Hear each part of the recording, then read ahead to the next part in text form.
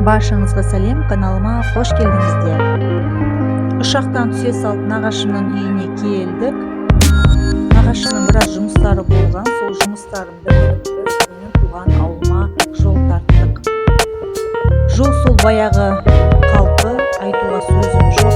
Шұрық-шұрық, тесік-тесік, жамау-жамау, әйтеуір селкілдеп менің туған ауылыма келіп жеттік. Менің туған ауылымның атауы Қаныш Имантайұлы Сатпаев атындағы ауыл. Дәл осы ауылмен Павлодар облысының территориясы басталады.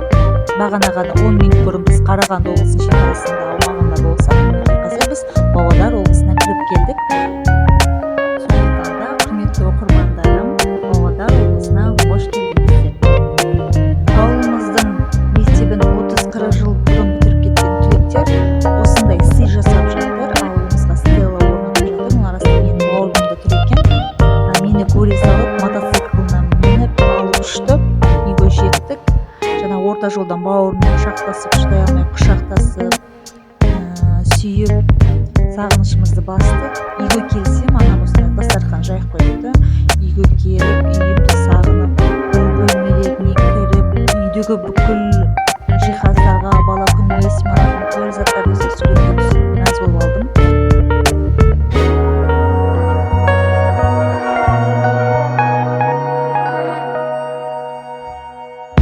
Атам осындай рассадалар өсіреді. Қызанақ, көкқабат, солардың бәрін рассадаларға салып қойыпты. Сосын менің атамның осындай кішкентай өзі қолдан жасалған огороды бар. Ақшасы бұл жерде қарақат өсіреді атам. Осы қарақаттарды кішкентай кезімізде алып келген. Менің атам 90-ға келсе де мүлдем отырмайды. Мінекей осындай бақша егеді. Бұл жерде құлпынай өсіріп жатыр екен. Одан кейін қалды бағанағы қызанақтардың жартысын ошаққа отырғызып қойыпты. Енді қалған басқа суды үйде тұр. Бағана көрсеткен сіздерге. Енді орнына кеткен боламын. Мінекей мынау атамның өсіріп қойған қызанақтары.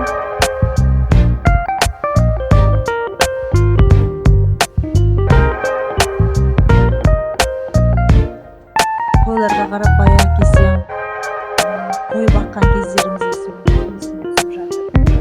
Кәдімгідей қой бағу деген үлкен той сияқты болатын бізге. Өйткені менің анам бізге тамақтарды неше түрлі тамақтар пицца, соның бәрін сумкамызға салып алып, жаңа қой бағуға қарап бастамаспын.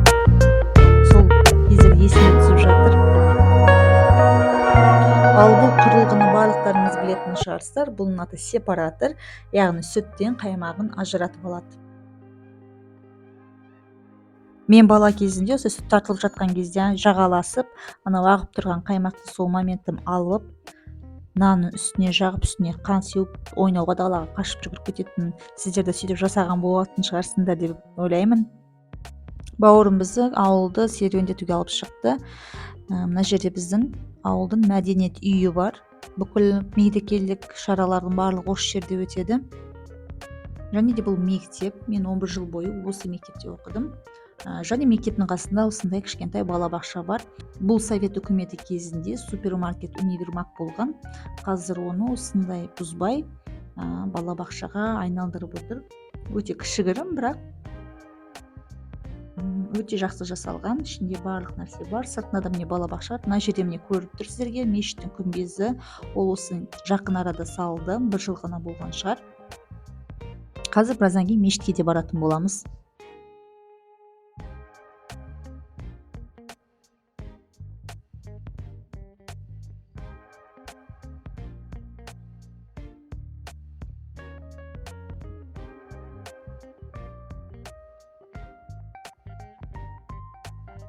Ал енді мешітке бара жатырмыз.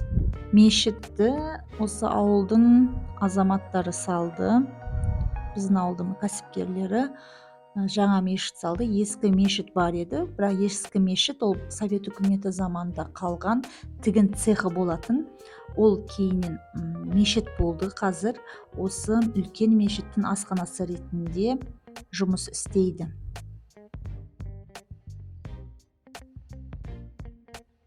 Айтпақшы, дәл осы мешіттің құрылысы жүріп жатқан кезде біз келген болатынбыз. Ол кезде кішкентай ұлым мүлдем сәби еді және менің жолдасым осы мешітке келіп ағаш отырғызып кеткен болатын. Сол міне ағаштар міне қазіргі күні үлкен болып өсіп қалған екен. Қазір мешіттің ішіне кіреміз.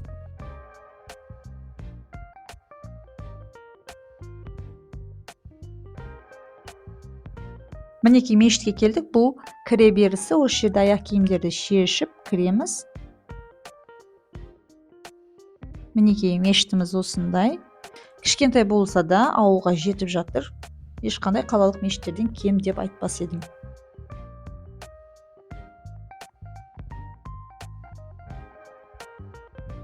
Ал мына жер ауыл имамы отыратын бөлме, офисі.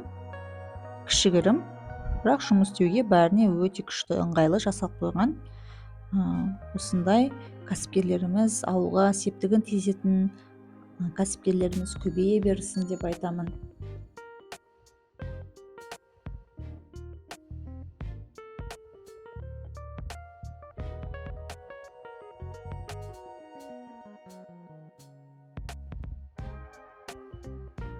Қазір енді мешіттің дәрет алатын жеріне келеміз. Бұл жерде де еш қаладан кем қылмайтындай қылдырып, жақсылап істеп қойған. Судың бәрін тартып, бет ауыз аяқтарын жуатын, дәрет алатын жер мінекей осында. Сіздерге көрсетеміз. Ішінде барлығы бар. Өте керемет. Менің көңілімнен шықты. Өте риза болып қалдым.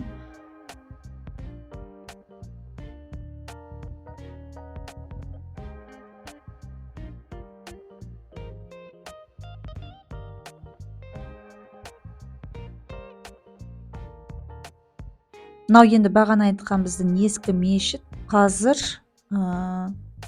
ауылдың осы мешітінің асханасы ретінде жұмыс істейді. Ауылда мысалы жаназа астары, еске алу кештері, Құран бағыштау барлығы осы жерде жасалады.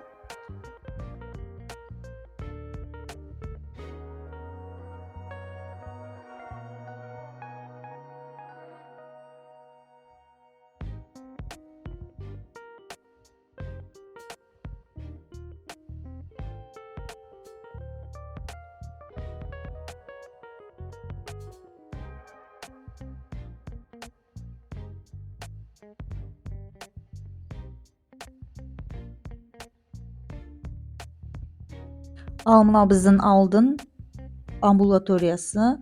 Кезінде бұл үлкен аурухана болған. Бұл жерде менің атам бас дәрігер болып жұмыс істеді.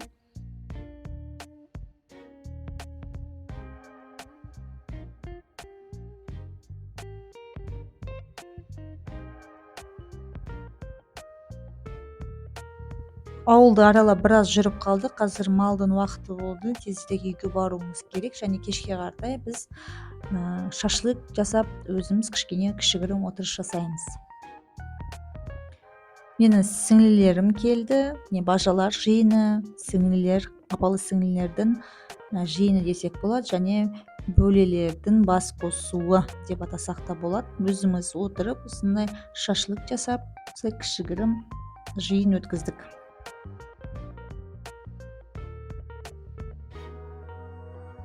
Мінекей осылайша барлығымыз жақсылап басымыз жиналып жақсы уақыт өткіздік. Менің Түркиядан келген түрік жолдасыма барлығы ұнады. Әсіресе қазақтардағы тілек айту дәстүрі оған өте ерекше әсер етті.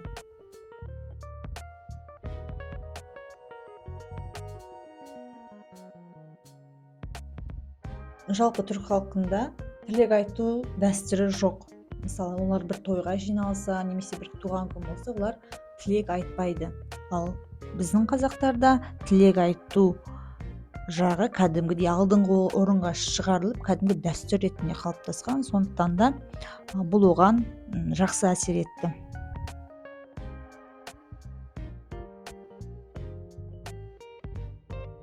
Екінші күні біз Баянауылға жол тарттық. Барлықтарыңыз Баянауылды білетін шығарсыздар. Қаншама академик шыққан жер, Шәкен Аймановтың туған жері. Соған бара жатырмыз. Біз жалпы не үшін Баянауылға келдік? Бундагы максат биздин сууга түсүү болду. Сабынды көлгө апарып жатыр экенбиз да. Өйткөнү биз жыл сайын жалпы жазда Түркияда суусуз өмүр сүрө алмайбыз. Кадимгидей теңизге барып отурамыз ар дем алыс сайын. Сондуктан да менин күйөөм да сууга түскүсү келди. Сол себепти акем бизди Сабынды көлгө алып келди.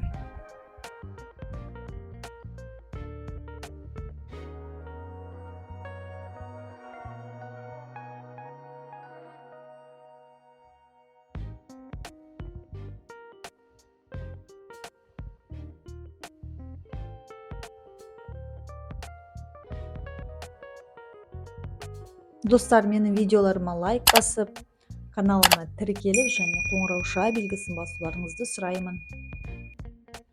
Минеки биз Баянауыл топурагына аяк бастык.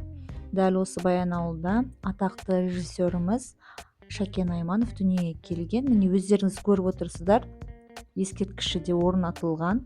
Жолда кездескен алгачкы дүкөнгө кирип, кажеттүү заттарды алдык, азык-түлүк. Сонымен биз осы көлгө келдик. Бул көлдүн аты Сабынды көл деп аталады. Суу таза, мөлдүр, бирок мамырдын соңунда сууга түшкөндөн кийин суу өтө тастай, муз сыяктуу. Сондуктан мен жана балалар сууга түшкөн жокпуз. Бирок бауырым мен жолдошум сууга түштү. Минеки Казакстанда күндөрүбүз осулайча өтүп жатыр. Сиздерге әлі тагы да бир нече видеолар салатын боламын. Келесі блогдарда кездескенше сау саламатта болуңуздар.